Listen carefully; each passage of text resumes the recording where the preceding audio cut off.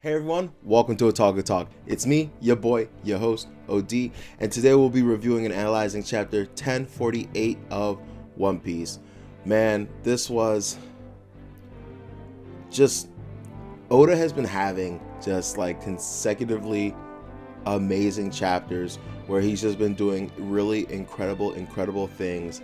And honestly, I've always been one of those people that's like manga over anime, and I'm still like that to this day. But like, just this is a arc of One Piece that I think I will thoroughly enjoy way more in the anime than the manga. One, because just the animation team, what they've been doing from what I've been seeing with the sneak previews and stuff, like, and the stuff on my timeline and stuff on Facebook has looked phenomenal.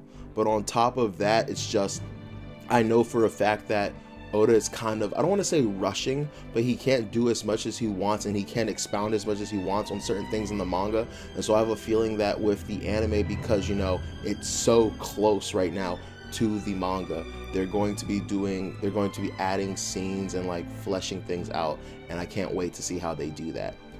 If this is your first time here or you haven't been here before, do your boy a solid, please like, share, and subscribe.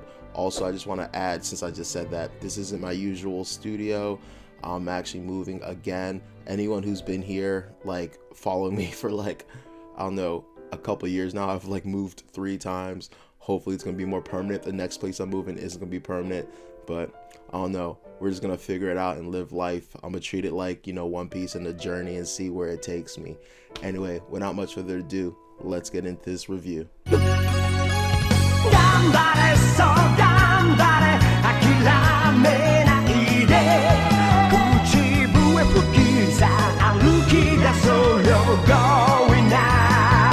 Chapter 1048 of One Piece, 20 years. I actually like how when I read this chapter, for some reason I just kept wanting to go 20 years a slave, which would honestly be kind of fitting as to how like that's what Wano has been going through, just like 20 years of slavery to Kaido, to Orochi, not being able to eat, having to work to the bone, not having clean drinking water. And we see a lot of the history of Wano in this chapter, right? But before I get into that, let's talk about the cover story, because you guys know I love cover stories.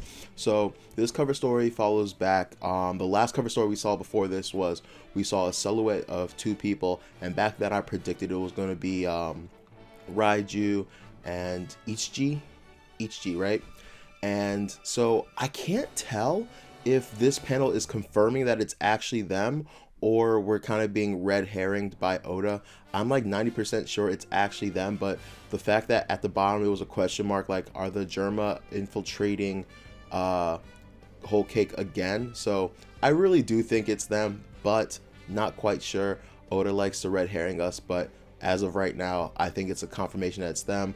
I think Brule checked with the mirror to see like who's invading, saw it was them, is letting Cracker know so that Cracker can prepare and go and fight. So can't wait to see what happens there, how they rescue their brothers and stuff. So anyway, let's get into this chapter. So last chapter we left off with Luffy making a giant fist, probably the size, it looks as big as Onigashima, honestly, above Kaido. And don't forget, he has Kaido firmly secured with his other hand, so Kaido can't go anywhere, right? And then Kaido does something incredible, which a lot of us have been waiting for Kaido to go into his awakening, but I'm truly at a point where I think he's awakened. Like, I just think all of this excess stuff he can do is his awakening, and we're just going to be seeing more and more of the awakening abilities, but he's awakened. And I've been seeing panels going around of like him in certain forms looking bulkier. So once again, I always thought it was like a callback to old things like Samai Kikan, where like Rob Lucci, for example, was able to make himself skinnier so he could be faster and able to like transport the mass, his body mass, to add more power, or slim himself down to add more speed. And I thought that's might have been what Kaido was doing, but at this point I don't know, and I'm still waiting on Kaido's flashback. We did get a flashback this chapter, but I think the purposes of that are for something else. So anyway, Kaido uses flaming drum dragon and completely ignites himself on fire. I kind of want to assume that whatever ability allows him to create the flame clouds is what he's using to coat himself in the fire. Now, how he's able to protect himself against his own attack, I can't really tell you. Maybe it's like Luffy's, Red Hawk, where when he uses the fire, for some reason it doesn't hurt him because he's producing the fire. It doesn't hurt him, but he is engulfed, just completely shrouded in flame. And I don't want to say it's just regular ordinary flame. Like, this seems to be like piping hot fire. Like, we even see the horns of Onigashima melting, just being like the mere presence of them just being next to Kaido overall. So these are really hot flames. The flames are so hot, in fact, that it forces Luffy to release Kaido because he can no longer keep hold of him. He's like, it's burning him. And can we just take a second to just, comment on how hard Kaido goes? Because like after Luffy let go, Kaido is like, don't worry, you can let go. I'm not going anywhere. Yo, that was beyond tough. Kaido was about that action, and you love to see it. And so, we get this really weird flashback, and I don't really know. There's a couple things that happen in this chapter that I don't really know how I feel about. So we get this really weird flashback of, Luffy training with Hyoguro again. And basically, it's basically to let us know that Luffy's going to use Ryu Haki. Even though I don't know if that's redundant or like if we're just saying Ryu, just letting you guys know it's Ryu, and he's going to use Ryu Haki. That way he doesn't have to actually make contact with Kaido for this attack. But I was like, I don't feel like we needed panel space to expound on what he was doing. We already knew he knows Ryu. We've seen him use Ryu armament, and we've seen him use Ryu conquerors. Now, correct me if I'm wrong, if I'm using that wrong, if like Ryu is native to armament, or it could be used both. But I am kind of under the impression that anytime you have Haki flow out, that is Ryu being applied. Until Oda further establishes and elaborates on that, that's just how I feel. And so I just kind of felt like this is kind of unnecessary. This is kind of redundant. We don't really need this explanation. I would have rather had panels of something else. But anyway, here we are, right? And so Luffy uses a new attack we've never heard of, which is like, I can't even remember the name. It's like Bajrata gun, which apparently is a Hindu monkey god, which of course is obviously a nod to Sun Wukong, the Monkey King, right? And so, we see another move we've never seen before from Kaido, where he uses, I believe, something along the terms of like,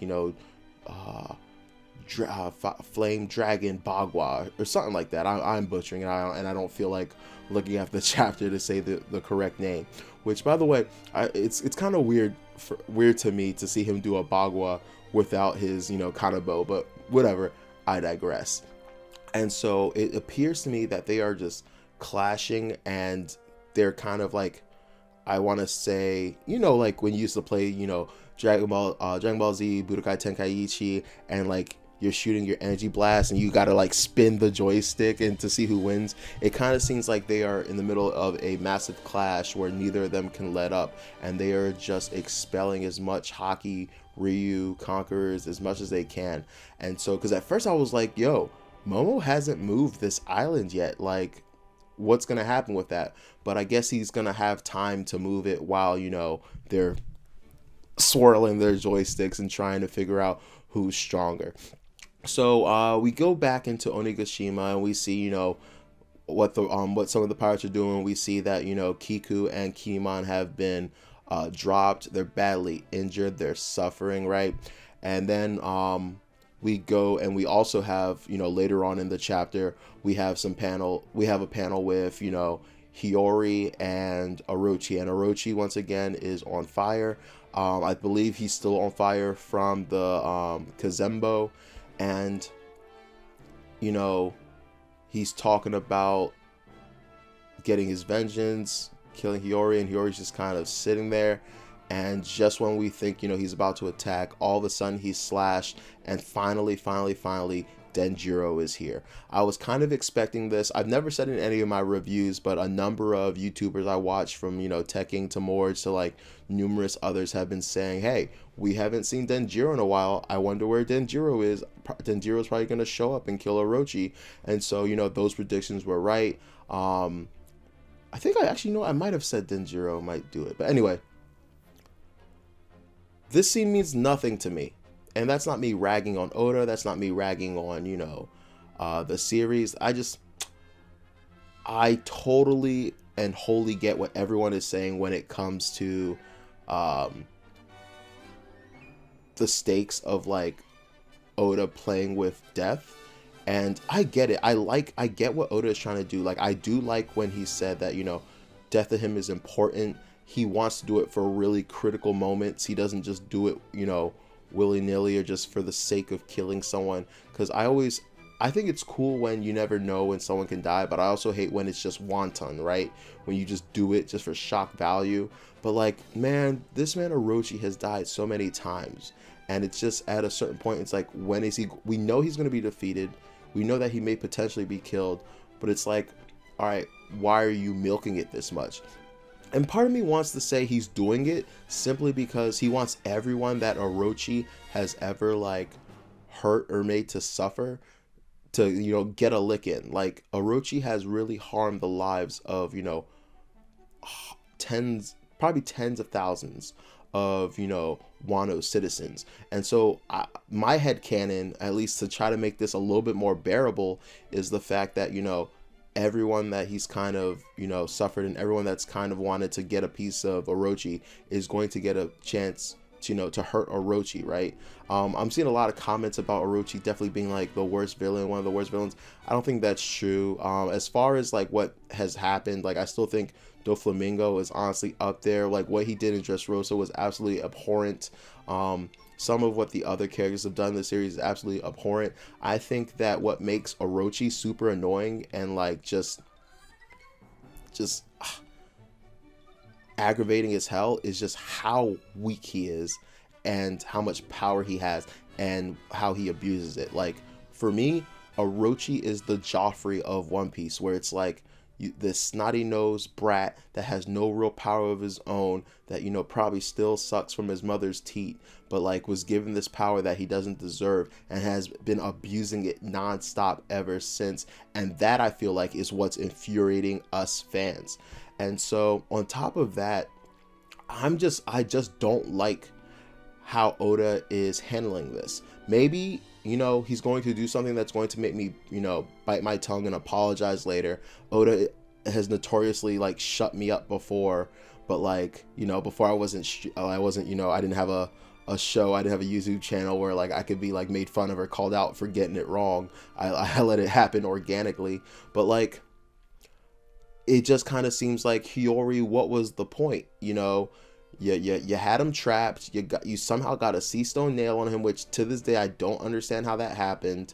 And instead of taking him out then and there while his powers are weak, while his powers aren't working, while he's actually probably able to be killed, you played that Odin song, which is cool. I get it. It's Comeuppance. It's your dad's favorite song, and you get to finally like sing it in a way that you want to, as opposed to being forced to and having to hide behind your mask and deal with it. Like I know this was like kind of like an internal vengeance thing for you, but like,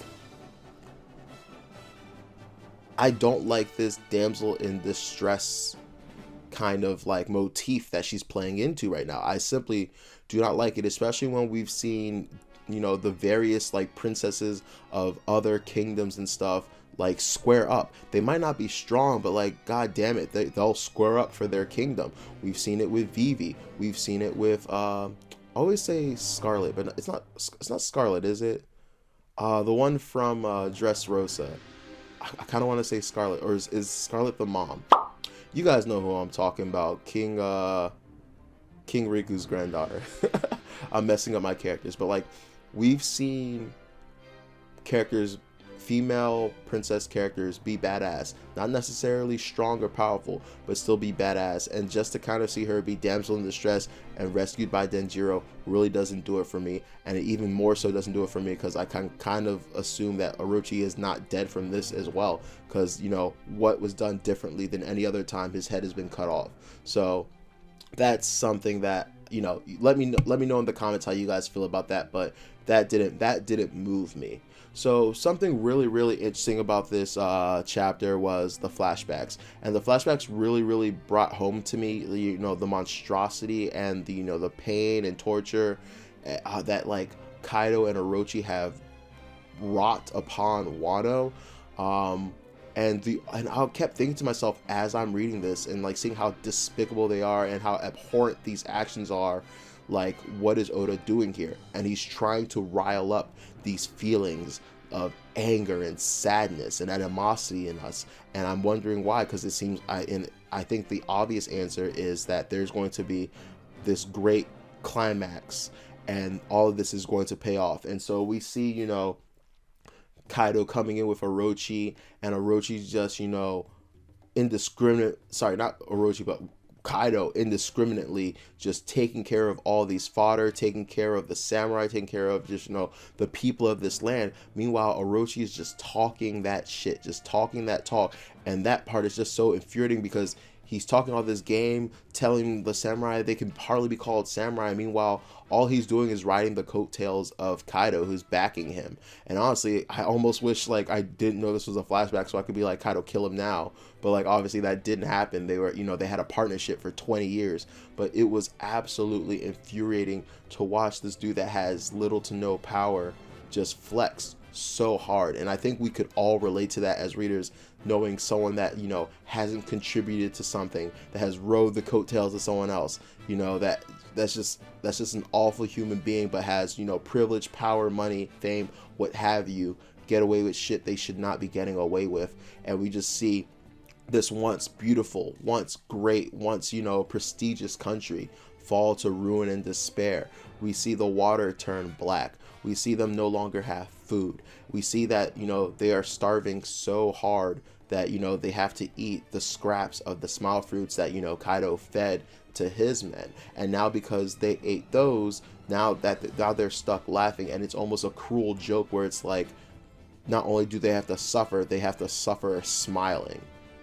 And it's just an awful situation to be in. And then, you know, Orochi decides to, you know, to go and, you know, confront the daimyo of Wano and try to get them to serve under him. And he's basically like, hey, yo, either join us or die. And they're like, ain't no thing. You already know, like, that was a stupid question. You already know what we're about. We're samurai. We have honor. We have, you know, the Bushido code. And they straight up to say, we're just going to die. And you see the, you know, the 4 samurai that we saw in the prison that, you know, Yamato was with, you know, attack Kaido, and you know the story. They lose, and it was just sad and heart-wrenching. And it's kind of like, Oda, why are you showing us this? Oda, like, we get it, we know this story, we know what happened, but Oda's like, no, like, I'm gonna show you it one more time. That way I'm just gonna get your emotions heightened. I'm gonna hype you up one last time because something big is about to happen. And so I was more hyped for what's coming because of that. But yeah, it's just so disgusting what has happened to this country. You know, you're seeing nooses laying around, which is super grim. And, you know, Japan has, you know, kind of a sordid history with, you know, suicide and stuff like that. You know, they have that suicide force and stuff. So like I was seeing the nooses and like, you know, the mom with the baby on her back, unable to feed or take care of the baby, and like it just really hurt and sickened me. And then I like how we flash back after, you know, Denjiro has cut Orochi's head off, and we see all the lanterns flying up, and we see, you know, please, like what do they say? Please someone free us from Orochi, or like kill Orochi, free us from this hell. I just want a drop of water. So I think we're gonna have basically a Usopp kind of situation where all his lies turn to truths. We're gonna have a situation where all these lanterns' wishes become realities. All these people's dreams become realities. We're gonna see, you know, the dusk is going to leave, the dawn is going to come. They even say something about it's been a long winter. It's been a 20-year winter, right? So I really do foresee all these things happening. Orochi will inevitably die. Is he dead right now? Unfortunately, no. His devil fruit ability some way, somehow allows him to live. We're going to have to figure out a way to negate that. I thought the easiest way was with that sea stone nail, but Oda decided not to go that route. So I'm very curious what route he is deciding to go in. On top of that, I don't want to sleep. Deliver us from the Wano from this hell. I think that's going to be, Luffy's part. Luffy's going to, liberate them after defeating Kaido. And I think through defeating Kaido, he's going to bring about rain. Maybe, they've been splitting the skies, they've been messing with the weather and stuff like that. So maybe at a certain point after, Kaido dies, it's going to rain and they're going to be able to get fresh water.